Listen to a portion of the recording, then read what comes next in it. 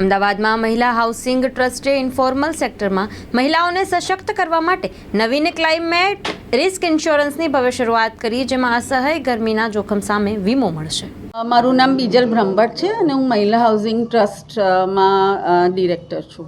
Madam, આજ રોજ એક મહિલાઓ માટે એક પ્રકારનો ખાસ ઇન્સ્યોરન્સ લોન્ચ કરવામાં આવી રહ્યો છે, એના વિશે થોડીક માહિતી.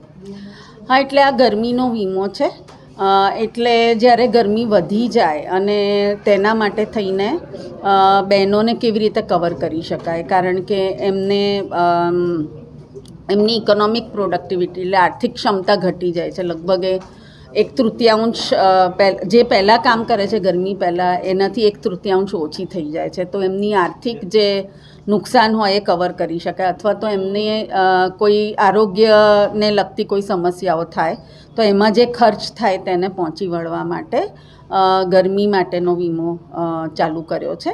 અને એમાં ખાસ પેરામેટ્રિક છે વીમો, એટલે કે જ્યારે એક તાપમાન એટલે ઓછામાં ઓછું 43.7 ડિગ્રી જ્યારે અમદાવાદમાં થશે ત્યારે એ ટ્રિગર થઈ જશે ઓટોમેટિક, અને બહેનોના એકાઉન્ટમાં લગભગ 750 રૂપિયા જમા થઈ જશે.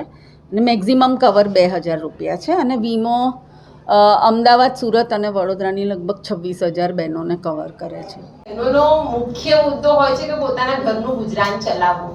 ગરમી વધે છે એમને ખબર છે, પણ ગુજરાન ચલાવવું એમની પ્રાયોરિટી છે. તેમ છતાં બહેનો થોડું ઘણું ઇન્વેસ્ટ આ ટેકનોલોજીમાં કરતા થયા. એટલે અમને લાગ્યું કે બહેનો પાસે જઈને આપણે એની ચર્ચા કરીએ કે બહેનોનું મંતવ્ય કેમ આ તરફ હવે જઈ રહ્યું છે. ત્યારે મેં જ્યારે બહેનો સાથે જઈને ફોકસ ગ્રુપ ડિસ્કશન કર્યા, અમારી પાસે એવા આંકડા આવ્યા છે કે ભાઈ બહેનો એવું કહે છે કે બહુ ગરમી વધે છે તો અમે લોકો બપોરે 2 થી 5 કામ નથી કરી શકતા. એટલે એક મુદ્દો એ નીકળીને આવ્યો કે પ્રોડક્ટિવિટી લોસ, કે એ લોકોની એક પ્રોડક્ટિવિટી લોસ થાય છે, કાર્યક્ષમતા ઘટે છે, એટલે એક જાતનું એમને નુકસાન થાય છે.